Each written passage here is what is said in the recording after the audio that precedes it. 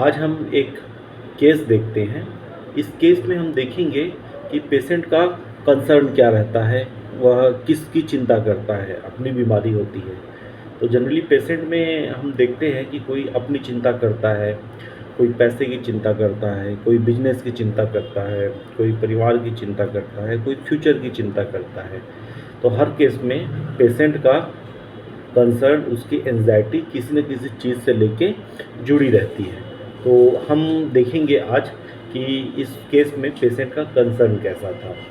तो मेरे पास एक पेशेंट आया था जिसका प्रॉब्लम थी कि उसे बहुत दिनों से पेट में गैस बन रही थी।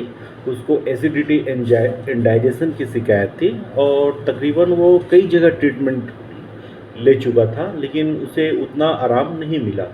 तो कहीं से वह सुन के मुझे फ़ोन किया और उस आने से पहले वो पेशेंट कई बार मुझे फ़ोन किया कि मैं दूर से आ रहा हूँ, आप मिलोगे कि नहीं मिलोगे, मैं ठीक होऊंगा या नहीं होऊंगा। इस तरह कई बार क्वेरी करने के बाद फिर वो मेरे पास आया। तो उस पेशेंट का कहना था कि मैं अपने गैस से इतना ज़्यादा परेशान हूँ कि इसको लेके मुझे बहुत चिंता रहती है कि मेरा क्या होगा, है ना? और ये ठीक कैसे होगा, मैं परेशान रहता हूँ, है ना? घर वालों की चिंता रहती है। तो मैंने पूछा ठीक है, इस आपकी जो प्रॉब्लम है गैस की, इसको लेके आपको सबसे ज़्यादा चिंता किस चीज़ की रहती है? क्या विचार आते हैं दिमाग में?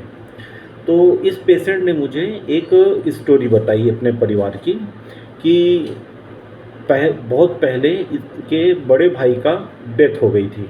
जब इनके बड़े भाई की डेथ हुई तो उसके जो बच्चे थे, उनके मतलब भतीजे, वो छोटे-छोटे थे। तो इसने कहा कि जब उनकी डेथ हुई मेरे बड़े भाई साहब की, तो घर में बहुत परेशानी हुई, बच्चों को बहुत परेशानी झेलनी पड़ी। भाभी भी उस समय कुछ करती नहीं थी, तो बच्चों को बहुत दिक्कत हुई। जैसे-तैसे बच्चे सँभले, जॉइंट फैमिली थी, तो हमने जैसे-तैसे बच्चों को सँभाल लिया। लेकिन मैं देखा कि अगर पिता का साया हट जाए, तो बच्चों को बहुत दिक्कत होती है। तो आज तो स्थिति बढ़िया हो गई है, अब वो ठीक हैं, लेकिन उनको बहुत दिक्कत गई थी। तो मुझे भी जब भी अपने बारे में, अपनी बीमारी को मैं सोचता हूँ, तो मुझे वही घटना याद आ जाती है कि यदि मुझे कुछ हो गया, तो मेरे बच्चों को क्या होगा? मेरे बच्चे तो अभी बहुत छोटे-छोटे हैं। मिसेज़ भी पता नहीं कैसे करेगी यदि मुझे कुछ हो गया तो। बच्चों को भी पढ़ाना है, बड़ा करना है ना? बहुत छोटे हैं, अभी समझदारी भी नहीं है उन्हें। तो मुझे सबसे ज़्यादा अपने परिवार की चिंता होती है। ये जब भी मेरी प्रॉब्लम बढ़ती है, तो मुझे सीधे अपने बच्चों का, अपने परिवार का, मिसेज़ का, इन सब का ही ध्यान आता है कि अगर मुझे कुछ हो गया, तो उनका क्या होगा? फैमिली में मैं ही तो एक कमाने वाला हूँ, अगर मुझे कुछ हो गया तो उनका क्या होगा? पूरी ज़िम्मेदारी मेरे ऊपर है।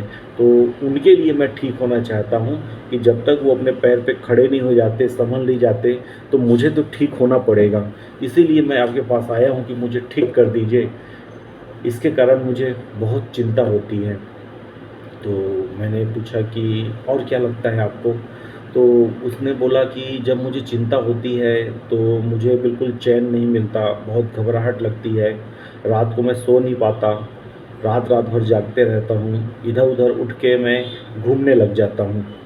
तो ऐसा उसने बताया। और मैंने पूछा कि और कोई क्या प्रॉब्लम होती है? तो उसने बोलता है कि मुझे हर चीज़ तो नुकसान कर रही है, मैं क्या खाऊँ? मैं तो अपनी तरफ से बहुत कोशिश करता हूँ, है ना? लेकिन कुछ भी खा रहा हूँ, तो मुझे नुकसान पहुँचा देती है, तो बहुत सोच-सोच के खाता हूँ। तो जैसे-तैसे मैं मैनेज कर रहा हूँ, तो आप मुझे दवा दीजिए, तो मैं ठीक हो जाऊँ इसमें। तो उनके और भी सिम्पटम्स लेके हमने उनको दवा दी। दवा देने के 15 दिन बाद उसने बताया कि उसे लगभग 50-60% आराम लग रहा है। तो लगभग महीने-महीने में उसका फ़ॉलो-अप चल रहा था। तकरीबन 3-4 महीने जब कंटिन्यू दवा चली, तो उसके बाद उनकी प्रॉब्लम बहुत हद तक ठीक हो गई और वो लगभग सामान्य जीवन जीने लग गए थे। तो अब हम देखते हैं कि इसमें हमने उन्हें मेडिसिन क्या दी थी। तो मेडिसिन देने के लिए हमने जो रूब्रिक उसके लिए हमने डिसाइड किया था, तो सबसे पहले तो इस पेशेंट में हमको दिखा सेल्फलेसनेस। इसका मतलब ये होता है कि जो पेशेंट होता है, वह अपने बारे में ज़्यादा नहीं सोचता, अपने से ज़्यादा वो दूसरों के बारे में सोचता है, उसे अपनी चिंता नहीं रहती है। जैसे इस पेशेंट को हमने पूछा था कि आपको घर परिवार की चिंता तो ठीक है, आपको अपने लिए कोई चिंता होती है? तो उसने कहा नहीं, मुझे तो अपनी कोई चिंता नहीं होती है, कोई मरना तो सबको एक दिन है, तो मुझे मरने से डर नहीं लगता, लेकिन मुझे ये डर लगता है कि यदि मुझे कुछ हो गया, समय से पहले कुछ हो गया, तो मेरे परिवार को क्या होगा। तो यह एक तरह का सेल्फलेसनेस है। दूसरा, एंजाइटी चिल्ड्रन अबाउट है, इसे अपने बच्चों की चिंता बहुत ज़्यादा थी। और जो इसने घटना सुनाई, तो इस ये एक तरह का फियर सुपरस्टिशियस है, मतलब जो चीज़ हुई नहीं है उसके बारे में सोच के हम डरने लग जाते हैं, तो इसे सुपरस्टिशियस फियर कहा जाता है। तो इस पेशेंट में सुपरस्टिशियस फियर बहुत ज़्यादा था। दूसरा, fear disaster, fear thunder storm, मतलब कोई विपत्ति के बारे में सोच के या कोई अनहोनी के बारे में सोच के पेशेंट बहुत ज़्यादा डरता है और उसके बारे में चिंता करने लग जाता है। इसकी प्रायोरिटी फैमिली थी, और इसने कहा कि मैं कुछ भी खाता हूँ तो मुझे नुकसान कर देता है, गैस बनाने लग जाता है, कई दिनों से मुझे ये प्रॉब्लम चल रही है।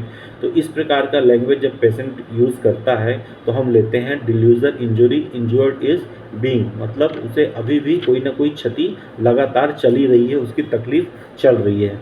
तो ऐसे केस में हम इंजर्ड इंजरी इज़ बीइंग लेते हैं। तो यह सब लेने के बाद हमने देखा कि जो मेडिसिन रिपोर्टराइज करने में आ रही थी वो थी रस्टॉक्स, तो इसे रस्टॉक्स 30 दिया गया। रस्टॉक्स की एक और अच्छे सिम्टम्स है कि पेशेंट जो है कैरिड होना चाहता है, मतलब वो चाहता है कि लोग डॉक्टर मुझे अच्छे से देखे, मुझे दवा दे ताकि मैं जल्दी से ठीक हो जाऊँ, मतलब वह ठीक होना चाहता है।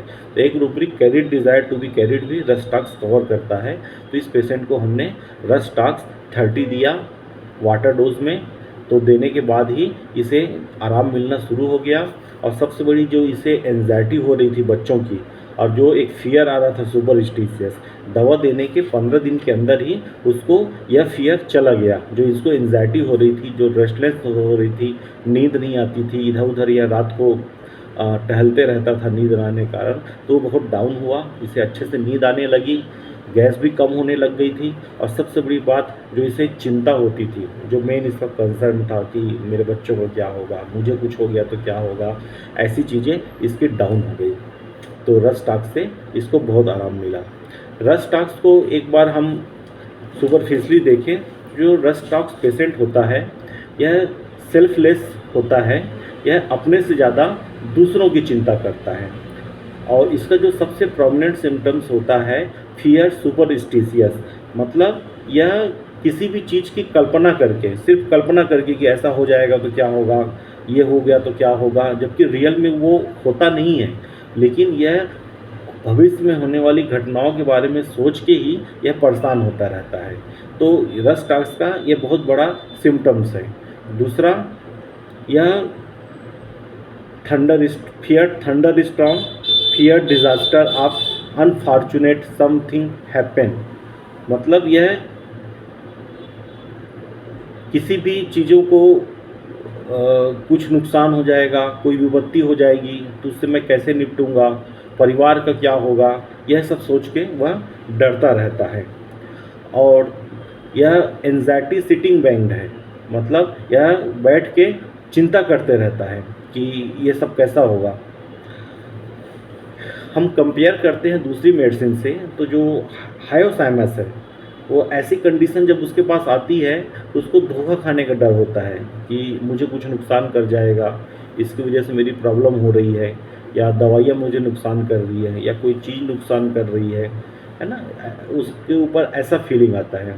जो ब्रायोनिया पेशेंट होता है, ब्रायोनिया को भी एंजाइटी होती है, लेकिन वो परिवार से ज़्यादा मनी को महत्व देता है। जब कभी ऐसे पेशेंट आके चिंता दिखाते हैं कि अरे मेरा बहुत पैसा खर्च हो रहा है, इसमें खर्चे चले जाएंगे, मैं बीमार हूँ तो काम नहीं कर पा रहा हूँ, और क्या बोलते हैं, मुझे पैसे का नुकसान हो रहा है, मेरे काम को नुकसान हो रहा है। जब ऐसा कंसर्न पेशेंट दिखाता है तो ब्रायोनिया का पेशेंट होता है। एक कैल्केरिया फ्लोर का पेशेंट होता है जिसको अपनी आजीविका का दिक्कत होती है, आजीविका की चिंता करता है कि यदि मैं बीमार हो गया, घर बैठ गया तो कैसा होगा, है ना, मेरा काम कैसा चलेगा, मेरा परिवार खाएगा क्या, हम तो भूखों मरने की नौबत आ जाएगी। इस तरीके की चिंता कैल्केरिया फ्लोर करता है।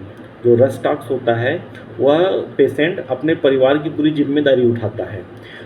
मतलब ऐसा नहीं कि घर में वो अकेला कमाने वाला है, उसके अलावा कोई दूसरे फैमिली की देख-रेख नहीं कर पाता, लेकिन वो समझता क्या है कि पूरे परिवार की ज़िम्मेदारी मेरी है। यदि मुझे कुछ हो गया, यदि मैं बैठ गया, तो मेरे परिवार का केयर कौन करेगा, उसकी ज़िम्मेदारी कौन उठाएगा, मेरे बच्चों को कौन देख-रेख करेगा, तो उसे अपने परिवार की एंग्ज़ायटी ज़्यादा होती है। तो जब रस टॉक्स का जो पेशेंट आता है, तो वह अपनी बीमारी बताता है, लेकिन उससे जो जुड़ी हुई चिंता होती है, वो चिंता उसके खुद के लिए ना होके उसके परिवार के लिए होती है। तो ऐसे सिम्पटम्स देख के हम रस टॉक्स को डिफरेंशिएट करते हैं।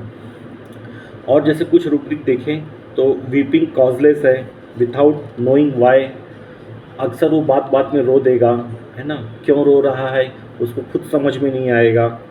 फियर पॉइजन्ड आप बीइंग है, उसे ऐसा लगेगा कि आसपास से कोई चीज़ें मुझे नुकसान कर रही हैं, या मुझे कुछ ऐसा हो जाएगा कि जिससे मेरी हालत ख़राब हो जाएगी, या मैं अपनी काम करने के लायक नहीं रहूँगा। और ड्वेल्स पास्ट डिसएग्रीएबल अकरेंस, जो उसके पिछले जीवन में जो कुछ भी अनहोनी घटनाएं हुई रहती हैं उनको याद करते रहता है, उसको याद कर करके वो आगे के बारे में सोचता है। तो इस प्रकार के सिम्टम्स रस टॉक्स में पाए जाते हैं, जो हम केस टेकिंग में पेशेंट के अंदर देखते हैं। अगर ऐसे सिम्टम्स मिलते हैं हमको, तो उनको रस टॉक्स देने में बहुत अच्छा रिजल्ट मिलता है। धन्यवाद।